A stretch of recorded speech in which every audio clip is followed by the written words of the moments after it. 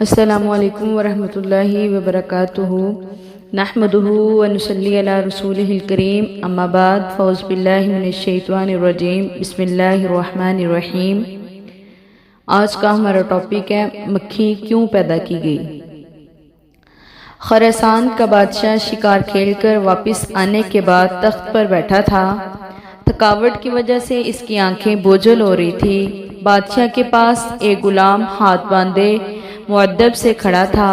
بادشاہ کو سخت نیند آئی ہوئی تھی، مگر جب بھی اس کی آنکھیں بند ہوتی تو ایک مکھی آ کر اس کی ناک پر بیٹھ جاتی تھی، اور نیند اور بے خیالی کی وجہ سے بادشاہ غصے سے مکھی کو مارنے کی کوشش کرتا، لیکن اس کا ہاتھ اپنے ہی چہرے پر پڑتا تھا اور وہ ہٹ بڑھا کر جاگ جاتا تھا۔ جب 2-3 دفعہ ایسا ہوا تو بادشاہ نے غلام سے پوچھا، تمہیں پتہ ہے کہ اللہ نے مکھی کو کیوں پیدا کیا؟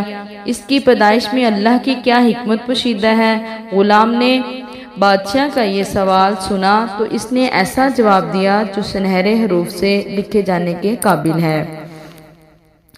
غلام نے جواب دیا، بادشاہ سلامت، اللہ نے مکھی کو اس لیے پیدا کیا کہ بادشاہوں اور سلطانوں کو یہ احساس ہوتا رہے کہ وہ خود کو کہیں خدا نہ سمجھ بیٹھیں، کیونکہ وہ خود سے ایک مکھی کو بھی قابو نہیں پا سکتے۔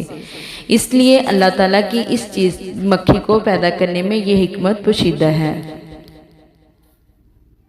آخری نہ انہوں نے میرا خراب کرواتا۔